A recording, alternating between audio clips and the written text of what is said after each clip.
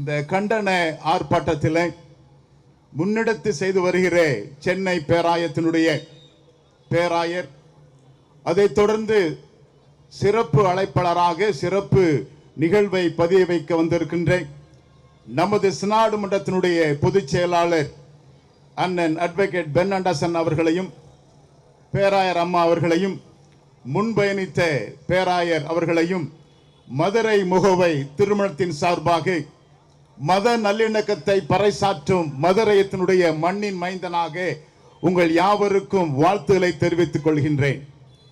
ஒருவேளை ஒரு பக்தன் எழுதினான் ஒரு புது கவிதை, தட்டுங்கள் திறக்கப்படும் என்றேன், தட்டுனோம் திறக்கவில்லை, ஆதலால் இடிக்கிறோம். நல்லா இருக்குல்ல? தட்டுங்கள் திறக்கப்படும் என்றே தட்டினோம், ஆனால் திறக்கப்படவில்லை, ஆதலால் இடிக்கிறோம். இடிக்கின்ற காலங்கள் வந்துவிட்டது. பொறுமைக்கு அப்பாற்பட்டு நாங்களும் சமுதாயத்தில் இறங்கி பணிபுரிகின்ற கிருபையை நாங்கள் பெற்றிருக்கின்றோம். கிறிஸ்தவர்கள் அமைதியானவர்கள் தான், ஆனால் அடங்க மறுக்கின்றவர்கள் என்பதை பிரதிபலிக்கின்றேன். அடித்தால் திருப்பி அடிக்கின்ற நிகழ்வை ஆண்டவர் எங்களுக்கு கற்றுக் கொடுத்திருக்கிறார். அநீதிகளை தகர்த்தெறிகின்ற நிகழ்வை நாங்கள் பெற்றிருக்கின்றோம். உள்ளே ஆலயத்தை கல்லர் குகையா ஆக்க வேண்டாம் என்று சாட்டை எடுத்த நிகழ்வை நாங்கள் பிரதிபலிக்கின்றோம். உள்ளே அங்கேயே அமர்ந்து கொண்டு உள்ளே எங்களை நாங்களே அடக்கி கொண்டிருக்கிறோம் என்றால் நாங்கள் நேரடியாக மேலிருந்து வந்தவர்கள் அல்ல. இந்த சமுதாயத்திலே அந்த இடத்திலே அமர்ந்து புறக்கணிக்கப்பட்ட நிலையிலே ஏற்றுக்கொள்ள முடியாத நிலையில இருந்து நாங்கள் ஏற்றுக்கொள்ளப்பட்டிருக்கிறோம். மிஷனரிமார்கள் வந்தார்கள், சமத்துவத்தை பிரதிபலித்தார்கள், அனைவரும் ஒன்றாய் வாழ வேண்டும் என்ற சித்தாந்தத்தை பதிய வைத்தார்கள். இன்றைக்கு எங்களுடைய பள்ளியிலே, எங்களுடைய கல்லூரிகளிலே, எங்களுடைய நிறுவனங்களை படித்தவர்கள் தான் இன்னைக்கு ஆட்சி செய்து கொண்டிருக்கிறார்கள். அதை ஒருபோதும் மறந்துவிட முடியாது. ஏனென்றால் யாரை லிஸ்ட் எடுத்தாலும் நம்முடைய கிறிஸ்தவ பள்ளிகளிலே, கிறிஸ்தவ கல்லூரியிலே படித்தவர்கள் தான் இன்றைக்கு தலைமை பொறுப்பில் இருக்கிறார் என்பதை இந்த இடத்திலே பதிவு வைக்கிறேன். ஏன் உங்களுக்கு ஆணவம், ஏன் உங்களுக்கு அகங்காரம்? ஏனென்றால் இவர்கள் அமைதியானவர்கள், உள்ளே ஆண்டவருடைய சத்தியத்தை பிரதிபலிக்கின்றவர்கள். அமைதியினுடைய ரூபம்தான், ஆனால் அடக்க அடக்க பொங்கி எழுகின்ற கிறிஸ்தவ என்பதை நான் பதிவு வைக்கிறேன். ஒரு நம்முடைய சென்னையை சேர்ந்த ஒரு நண்பர் பாடினார், கிறிஸ்தவரனை டிஸ்டர்ப் பண்ணாத என்ன செய்வானா, குட்ட குட்ட வளருவான். சரியா? நாங்கள் வளர்ந்து கொண்டே இருக்கிறோம் என்பதை நான் உங்களிடத்தில் நான் பிரதிபலிக்கின்றேன். நம்முடைய ஜெனரல் செக்ரட்டரி பெர்னாண்டஸ் அவர்கள் பேராயர் எல்லாம் அழைத்து கொண்டு நம்முடைய முதல்வர் அவர்களை பார்ப்பதற்காக சென்றோம். கிறிஸ்துமஸ் நாளிலே ஒரு நல்ல ஒரு நிகழ்வை வகுத்து கொடுத்தார்கள். அப்பொழுது நிறைய கோரிக்கைகள் நாங்கள் வைத்தோம். அந்த கோரிக்கைகளை அவர்கள் நிறைவேற்றினார்கள். அதிலும் குறிப்பாக எங்களுடைய பிள்ளைகள் படிக்கக்கூடாது என்று, படித்து ஆசிரியராய் வரக்கூடாது என்று ஒரு ஒன்றிய அரசு கொடுத்த அந்த நிகழ்வுக்கு அப்பாற்பட்டு ஒரு சட்டத்தை கொடுத்திருக்கிறார்கள். நீட் தேர்வை தகர்த்து கொண்டார்கள் என்பதை நான் இடத்திலே பிரதிபலிக்கின்றேன். என்னுடைய பிள்ளைகள் படித்து மருத்துவர் ஆகக்கூடாது என்று சொல்லி அதற்கு ஒரு தடை. என்னுடைய பிள்ளைகள் படித்து இன்ஜினியர் ஆகக்கூடாது என்பதற்கும் தடை. இப்படிப்பட்ட தடையெல்லாம் செய்தவர்கள் நமது பள்ளியிலே, நமது கல்லூரியிலே படித்தவர் என்பதை இந்த இடத்தில் நான் பிரதிபலிப்பதற்கு நான் ஆயத்தப்படுகின்றேன். உள்ள அரசியல் கட்சிகள் ஆதி திராவிடர்களை ஒதுக்குகின்ற நிலைமை இருந்து கொண்டிருக்கிறது. சிறுபான்மை சிறுபான்மை சொல்வதற்கல்ல, நாங்கள் பெரும்பான்மை உள்ள மக்கள் தான். உள்ள அனைவரும் நாங்கள் ஒன்றாக இணைந்திருக்கின்றோம்.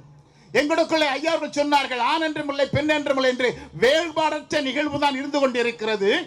ஆனால் சமுதாயத்தில் நாங்கள் செய்கின்ற அனைத்து காரியங்களும் சமுதாயம் ஒன்றாக இணைந்து செயல்பட வேண்டும் என்ற ஒரு சித்தாந்தத்தை நான் பதிவு வைக்கின்றேன்.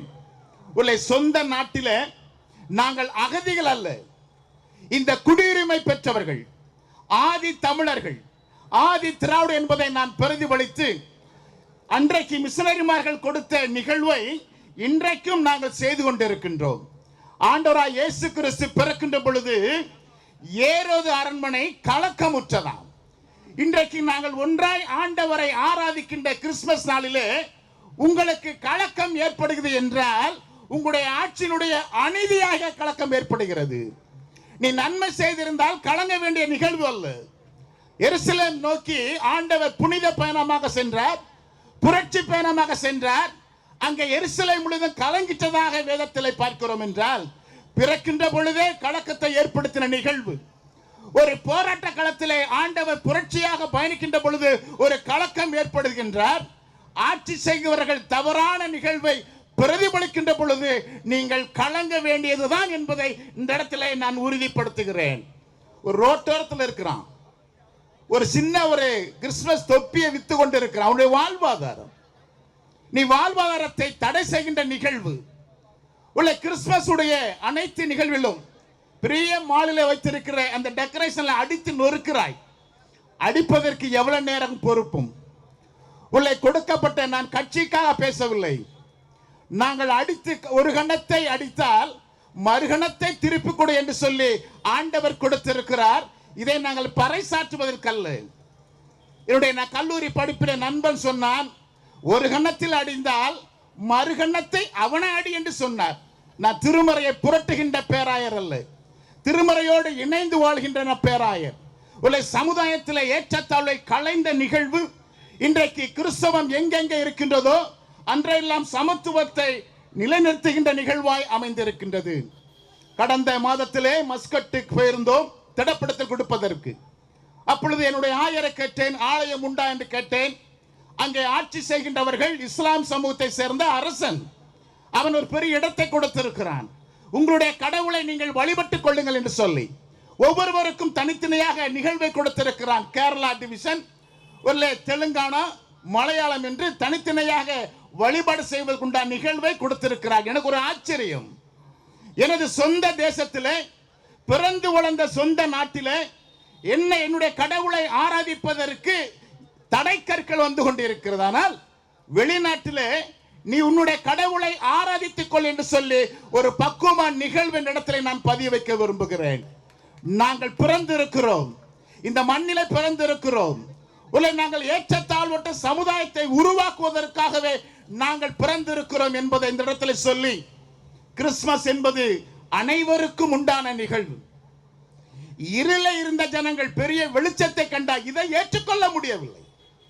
இன்றைக்கு இருக்கின்ற தமிழகம் முழுவதும், இந்தியா முழுவதும் இருக்கின்ற மக்களுக்காகவே ஆண்டவர் பிறந்தார் என்று பறைசாற்றிக் கொண்டு இருக்கிறோம் என்றால், இன்றைக்கும் இருளை வாழ்ந்து கொண்டிருக்கிற ஜனங்களாத்தான் நாம் வாழ்ந்து கொண்டிருக்கிறோம்.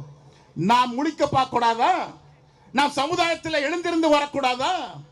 என்னுடைய குழந்தைகள் பிள்ளைகள் சமுதாயம் படித்து வரக்கூடாதா? இதற்கு தடைக்கல் கொடுக்கின்ற நிகழ்வாய் இந்த காரியங்கள் அமர்ந்திருக்கிறது. இதை முன்னெடுத்த பேராயர், சென்னை பேராயரை மீண்டுமாக மதுரை முகவை திருமண சார்பாக நான் மீண்டுமாய் வாழ்த்துகிறேன். என்றால் இப்படிப்பட்ட ஒரு கண்டனங்கள் அரசாங்கத்திற்கு தெரியப்படுத்துகின்ற பொழுதுதான் நம்முடைய ஒற்றுமை ஓங்கும் என்று சொல்வதற்கு நான் கடமைப்பட்டிருக்கிறேன். ஏனென்றால் நான் சாட்டை எடுத்து என்று சொன்னேன் அல்லவா, நம்மளுக்கு ஒரு விரல் சாட்டையை ஆண்டவர் கொடுத்திருக்கின்றார். அந்த ஒரு விரல் சாட்டை என்பது வருகின்ற தேர்தலில் நாம் பிரதிபலிக்கின்ற பொழுதுதான் நாம் இன்னும் தலை நிமிர்ந்த கிறிஸ்தவர்களாய் செயல்பட முடியும் என்பதை சொல்ல ஆசைப்படுகிறேன். ஏனென்றால் அடக்குமுறைக்கு நாம் அப்பாற்பட்டு ஒரு அன்பை பிரதிபலிக்கின்ற திருச்சபை மக்களாய், ஏழைகளுக்கு இறக்கின்ற திருச்சபை மக்களாய் செயல்பட்டு கொண்டு இருக்கிறோம் என்றால் அது ஏனோதானம் என்றல்ல.